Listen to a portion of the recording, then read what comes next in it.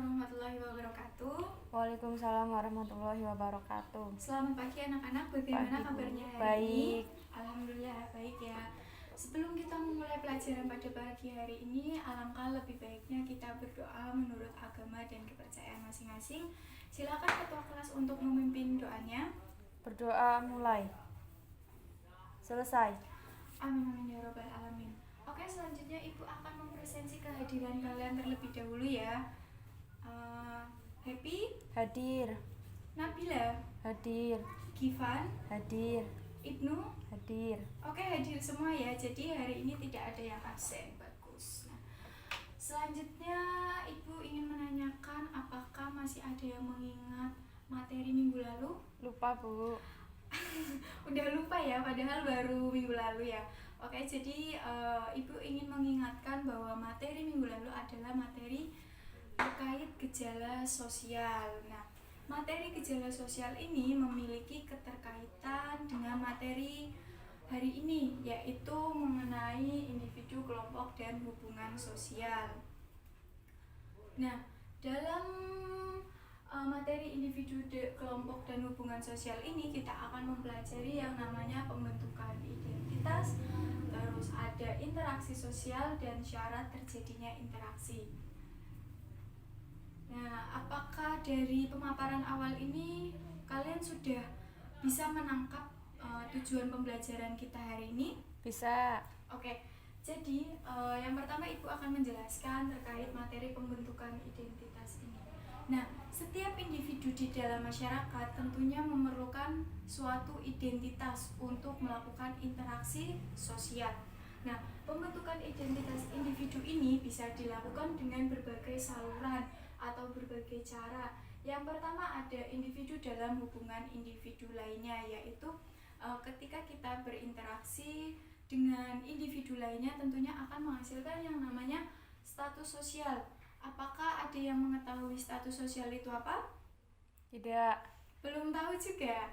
Oke, nggak apa-apa. Jadi status sosial ini adalah posisi seseorang atau individu di dalam suatu kelompok. Bisa dipahami? Bisa. Nah, jadi posisi seseorang atau individu di dalam suatu kelompok nantinya akan membentuk suatu peranan sosial. Nah, peranan sosial ini adalah aktivitas atau cara-cara yang dilakukan seseorang untuk atau sesuai dengan status sosialnya. Contohnya adalah ibu adalah seorang guru, maka status sosial ibu adalah guru. Ya, jadi guru. Nah, peran sosial ibu adalah mengajar kalian. Nah, seperti itu. Kemudian ada hubungan antara individu dalam pembentukan kelompok. Nah, dalam hubungan antara individu dalam pembentukan kelompok ini nantinya akan menghasilkan suatu status sosial juga yang diberikan oleh kelompok itu terhadap individu. Nah, kemudian ada hubungan antara individu dengan kelompoknya. Nah, ini adalah cara individu yang berinteraksi dengan kelompok ketika individu itu sudah memasuki kelompok tersebut. Contohnya adalah Givan mengikuti eskul paskibra. Tentunya di dalam eskul tersebut Givan akan melakukan interaksi dengan anggota lainnya, benar? Nah, ini jadi kita interaksi itu akan menghasilkan status sosial diri seorang Givan. Nah, kemudian ada hubungan antara individu dengan kelompok lainnya. Nah, hubungan antara individu dengan kelompok lainnya ini adalah, kita ambil contoh lagi Givan. Nah, Givan ini adalah siswa yang mengikuti eskul paskibra. Kemudian Givan melakukan interaksi dengan Nabila. Nah, Nabila ini adalah anggota dari eskul lainnya. Atau Nabila ikut eskul apa? Nari, Bu. Oh, Nabila ikut eskul nari. Jadi hubungan antara Givan yaitu yang mengikuti eskul paskibra dan Nabila yang mengikuti eskul nari ini akan membentuk identitas individu antara Givan dan Nabila bahwa mereka adalah anggota kelompok masing-masing. Selanjutnya ada hubungan antar kelompok. Nah, hubungan antar kelompok ini adalah hubungan yang dilakukan antara dua kelompok.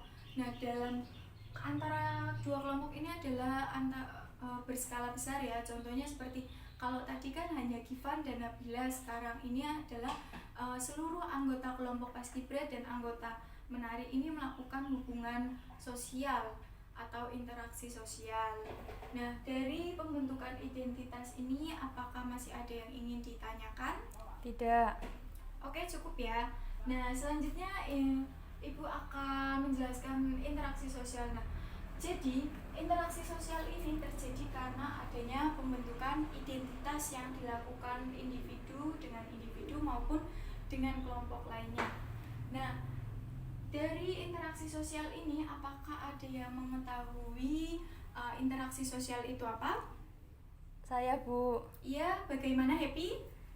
Interaksi sosial adalah hubungan timbal balik antara individu dengan individu dengan kelompok, dan kelompok dengan kelompok. Ya, benar banget. Jadi apa yang dikatakan Happy adalah bahwa interaksi sosial adalah hubungan antara individu dengan individu dengan kelompok, dan kelompok dengan kelompok. Dan perlu kita ingat bahwa hubungan interaksi sosial ini adalah saling mempengaruhi. Nah, dari hakikat interaksi sosial dan pengertian interaksi sosial ini apakah masih ada yang ingin ditanyakan? Tidak. Oke, cukup ya. Jadi selanjutnya Ibu ingin menanyakan terkait syarat. Syarat interaksi sosial, apa sih syarat-syarat yang bisa dikatakan hubungan individu dengan individu maupun kelompok ini sebagai suatu interaksi sosial? Apakah ada yang mengetahui? Tidak. Belum juga ya. Oke. Jadi Ibu ingin memberitahu bahwa syarat terjadinya interaksi sosial ini ada dua, yaitu pertama kontak sosial dan komunikasi. Nah, kontak sosial ini adalah aktivitas atau cara yang dilakukan individu untuk melakukan interaksi. Dari kontak sosial ini ada sifat-sifat kontak sosial. Apakah ada yang mengetahui sifat dari kontak sosial ini? Primer dan sekunder. Iya, benar banget. Jadi syarat dari atau sifat dari kontak sosial ini ada primer, sekunder, dan ada lagi yaitu positif dan negatif. Nah, kontak sosial yang bersifat primer itu kontak sosial yang seperti apa? Yang langsung. Ya, benar. Jadi kontak sosial primer adalah kontak sosial yang dilakukan secara langsung. Nah, kemudian kontak sosial sekunder adalah kontak sosial yang ada perantara. Ya, benar. Jadi kontak sosial sekunder adalah kontak sosial yang dilakukan dengan perantara, yaitu baik menggunakan telepon maupun menggunakan surat elektronik. Nah, selanjutnya ada kontak sosial bersifat positif dan negatif. Kontak sosial ini ternyata memiliki sifat, yaitu kontak sosial yang bersifat positif adalah kontak sosial yang mengarah pada apa? Ada yang tahu? Lupa, Bu. Oh ya, lupa ya. Jadi kontak sosial yang bersifat positif adalah kontak sosial yang mengarah pada kerjasama. Jadi kontak sosial ini tuh bersifatnya selalu mengarah pada persatuan seperti itu. Selanjutnya ada kontak sosial yang bersifat negatif. Nah, kontak sosial yang bersifat negatif ini adalah kontak sosial yang mengarah pada perpecahan. Ya, mengarah pada perpecahan. Selanjutnya ada komunikasi. Komunikasi ini adalah maksud atau tujuan yang ingin disampaikan antara individu dengan individu lainnya maupun dengan kelompok. Nah, dalam komunikasi ini terdapat 5 unsur pokok. Kira-kira apakah ada yang sudah mengetahui unsur pokok dari komunikasi itu? Belum tahu juga. Ini kira-kira tadi malam sudah belajar atau belum? Belum. Aduh, belum belajar ya. Oke, jadi kita belajar hari ini ya. Nah, jadi unsur pokok dari komunikasi ini itu ada 5. Yang pertama ada komunikator, terus ada komunikan, terus ada media, kemudian ada pesan, dan ada efek. Nah, komunikator ini adalah orang yang ingin menyampaikan pesan tersebut. Kemudian ada komunikan. Komunikan ini adalah orang yang menerima pesan dari komunikator. Kemudian ada media. Media ini adalah alat yang digunakan komunikator untuk menyampaikan pesannya kepada komunikan. Contohnya seperti menggunakan gambar, menggunakan tulisan, atau lain sebagainya. Kemudian ada pesan. Pesan ini adalah maksud yang ingin disampaikan komunikator terhadap komunikan. Selanjutnya yang terakhir adalah efek. Nah, efek di sini adalah tujuan atau harapan yang ingin dicapai atau perubahan yang ingin dicapai dari suatu komunikasi. Nah, apakah materi yang Ibu sampaikan ini bisa kalian pahami? Bisa. Nah, dari materi individu, kelompok, dan hubungan sosial ini ternyata komunikasi juga memiliki tahapan. Apa ada yang mengerti tahapannya? Tidak. Belum? Oke, jadi komunikasi ini memiliki tahapan, yaitu ada 3 tahapan.